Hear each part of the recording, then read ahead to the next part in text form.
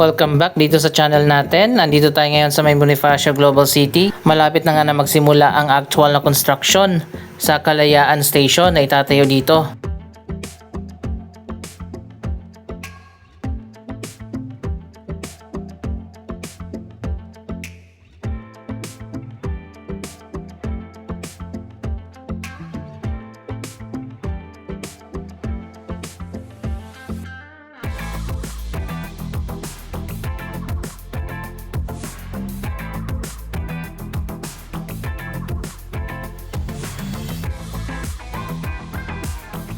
Dito sa may 11th Avenue, corner 38th Street dadaan yung linya ng Metro Manila Subway.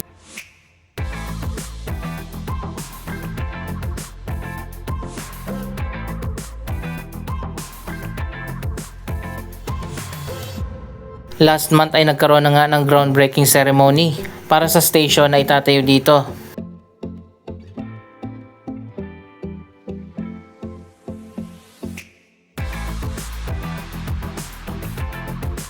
Dito pala sa parking area na to ang isa sa pinaka main entrance ng Kalayaan Station ng Metro Manila Subway.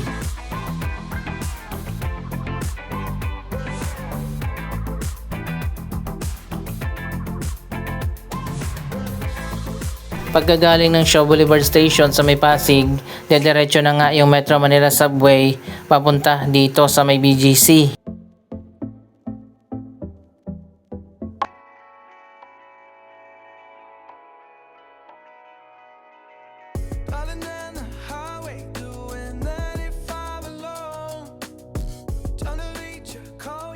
May inilagay na nga dito na mga marker at poster. Dapat nga Uptown Bonifacio Station ang ipangalan sa istasyon na itatayo dito. Napakalayo kasi ng Kalayaan.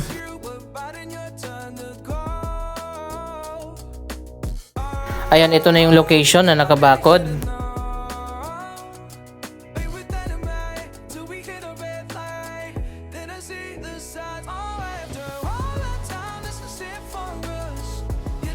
May permit na rin dito para sa earth bowling at tree cutting.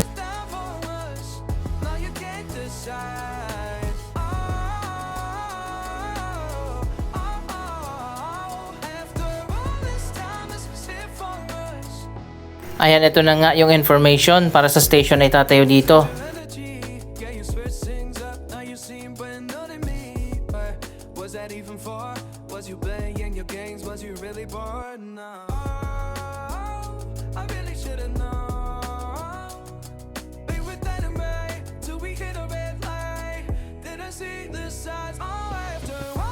Ayan, papakita ko sa inyo, ito na ang magiging design ng station.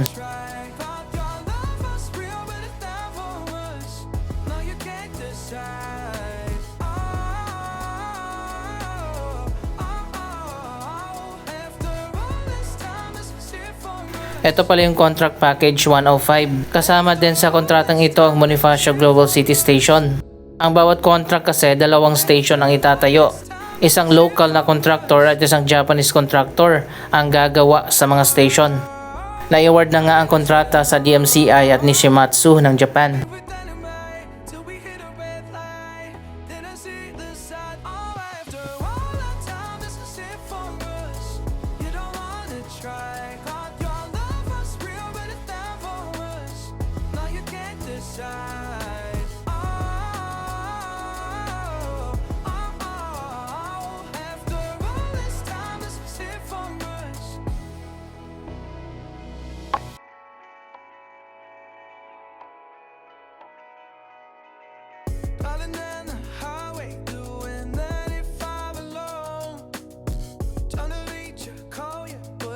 Ang ganda pala ng Kalayaan Station.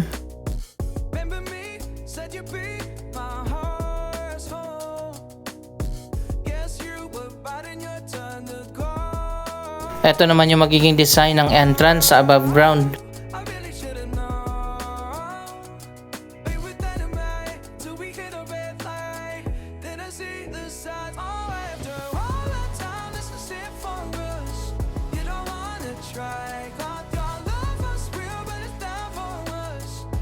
Mag-update din tayo sa mga latest na development dito sa area.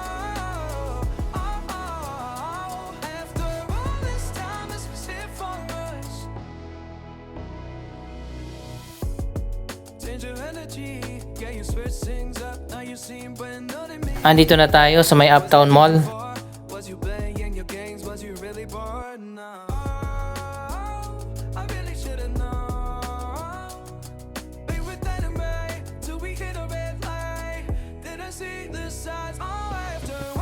Dito sa harap ng mall ang Grand Fountain. May music, light and fire show dito sa fountain.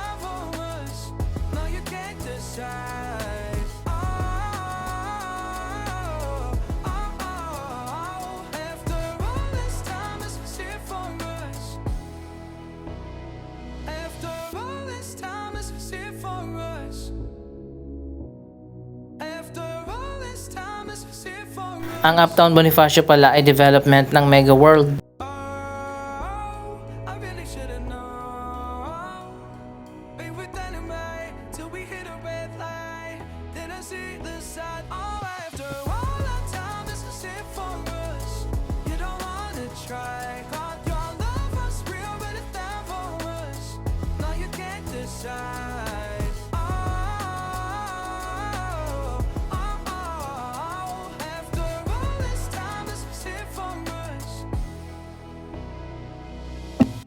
Maganda talaga kapag modern na ang design ng city.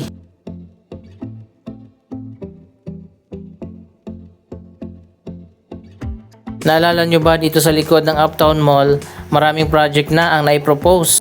Pero hanggang drawing lang ang lahat at ni isa walang natuloy.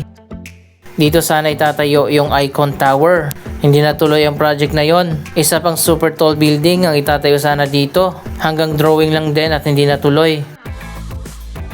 Pero sa ngayon meron ng project na ginagawa dito. Sa ngayon hindi pa natin alam kung ano itong project na ginagawa.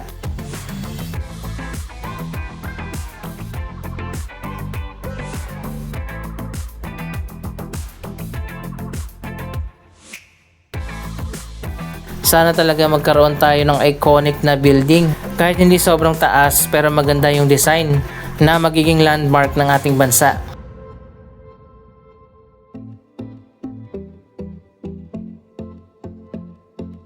Aalamin pa natin sa mga susunod na update kung anong project ang tinatayo dyan. Wala akong makitang poster o kahit na anong information dito sa labas. Konting lakad lang mula sa Uptown Mall, ginagawa naman ngayon ang Bench Headquarters. Ito na ang magiging bagong office tower ng Bench.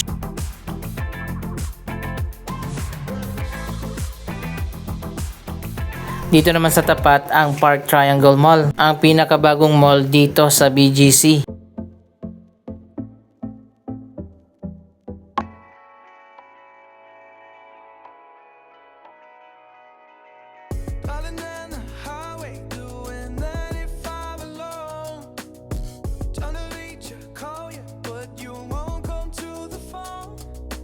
Silipin natin kung ano na ang pinaka-latest na update dito sa bagong mall ng Ayala.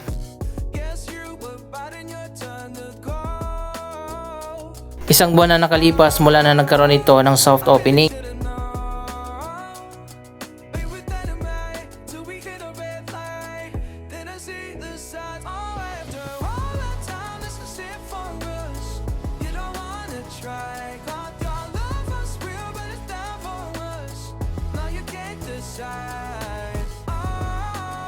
Ipapakita ko sa inyo yung mga stores dito sa loob.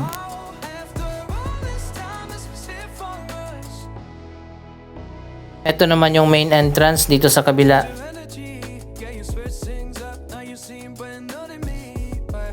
Sa gitna ng mall, makikita natin ang kinetic LED screen. Kakaiba yung screen na ito dahil gumagalaw.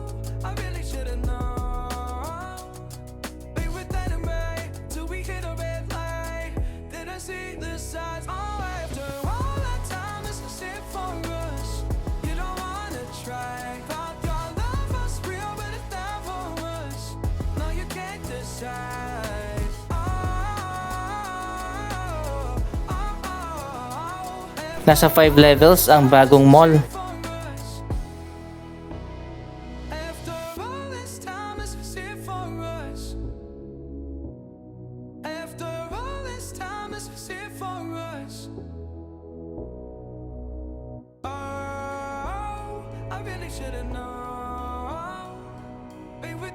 Mukhang hindi naman nila minamadali ang pagbubukas ng mga stores. Ang inihintay ko na magbukas ang food hall doon sa 5th floor.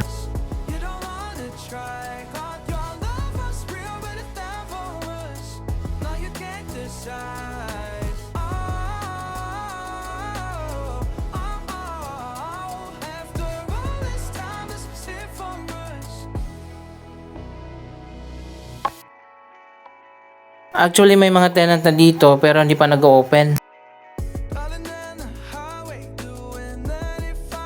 Ganito rin dati yung One Ayala, maraming vacant. Pero pagkalipas lang ng ilang buwan na puno na kaagad.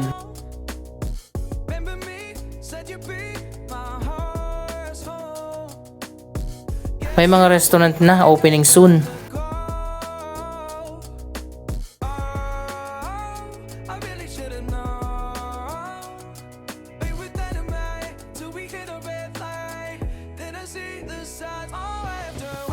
Bukas na pala yung level 4.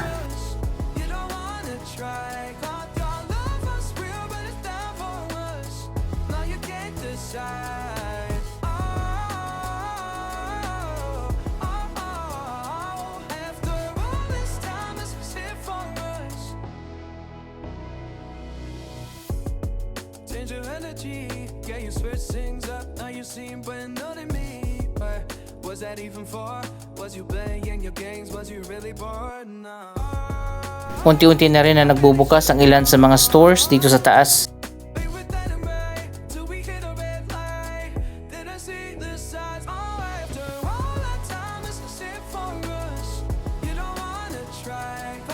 Nasa harap nito ang Serendra.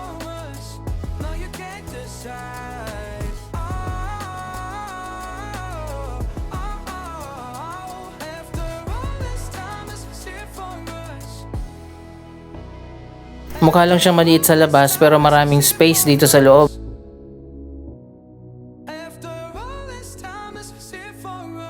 Ayun, nagbukas na pala ang arcade dito sa level 4, ang power station.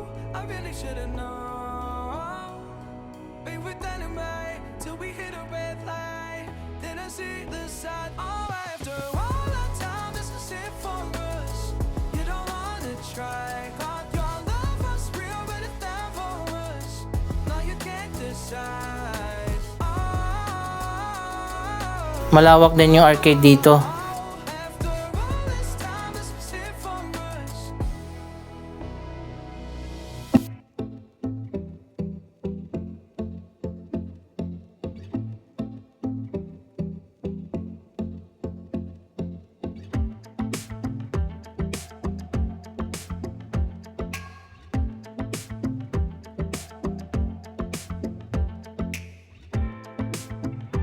Marami pa tayong abangan dito sa bagong Park Triangle Mall.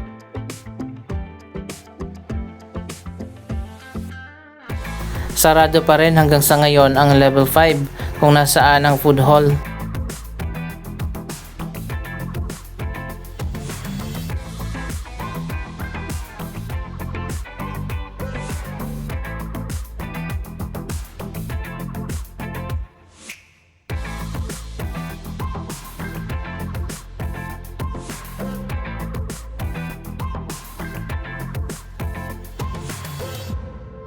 Dito sa ground floor, marami na ang mga restaurant at cafe.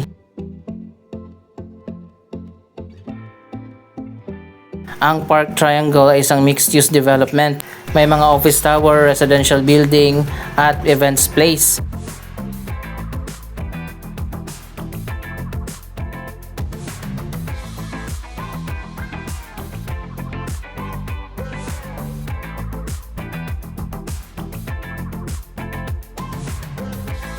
Ayan, nasa likod lang tayo ng market.